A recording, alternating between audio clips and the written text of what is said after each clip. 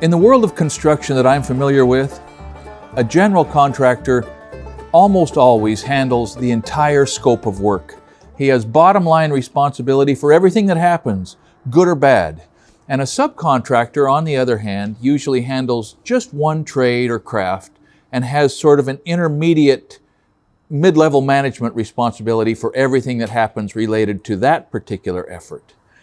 Now, one of the facts of life that a lot of guys never figure out is that a contractor is no better than the subcontractors that he uses. Think of it.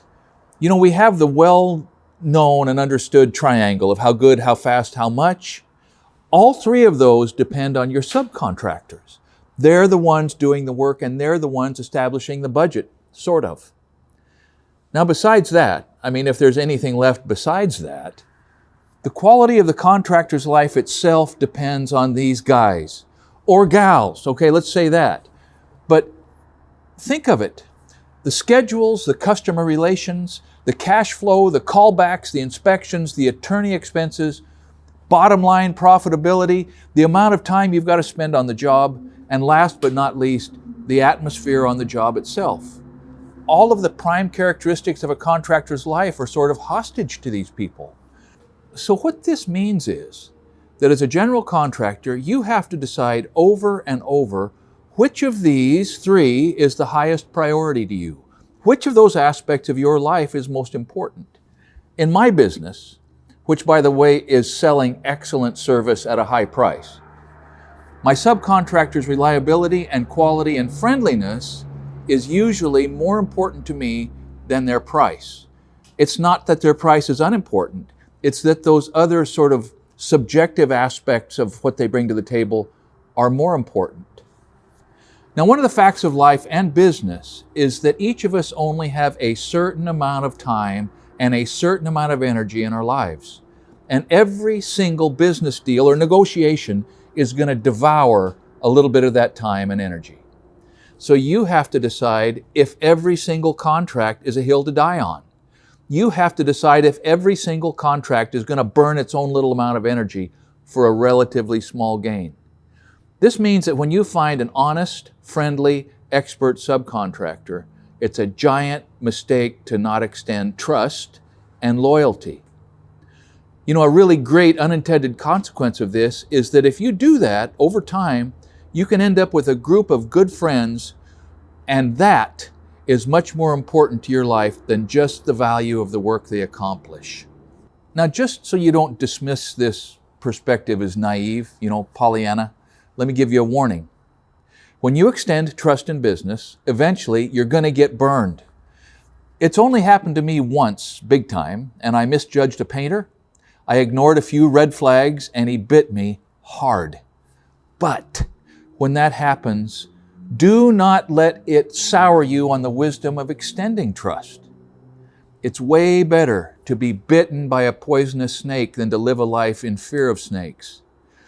And it's way better to be taken advantage of once or twice than to live a life as a cynical, defensive, petulant little tyrant, because that, my friends, will cost you all of your happiness, not just part of the profit on one job. So trust is a subjective term, right? Trust is one of the three aspects in every relationship. You got love, you got respect, you got trust. And if you respect and trust your subcontractors, what it means is when they give you a bill, you're not immediately defensive, even if it is more than you were expecting, because of your interaction with them in the past, and because you have seen the way they've conducted themselves with other people, you know they're trustworthy. That's money in the bank in itself. So I look at vendors in exactly the same way that I look at a subcontractor. When I find a vendor, or even just a salesperson that's really on my team, man, they've got my loyalty.